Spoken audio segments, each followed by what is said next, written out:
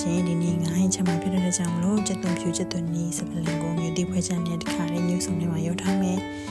ပြီးတော့ရင်အိုးတွေကိုစီထည့်ပါမယ်စီပူလာပြီဆိုလို့ရှိရင်ခုနကထောင်းထားတာလေးတွေကိုစီတက်ပါမယ်အဲ့ဒီမှာ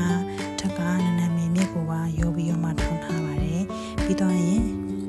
ခင်းကျင်ဒီလေးတွေကိုပါတပါရဲစီတက်မယ်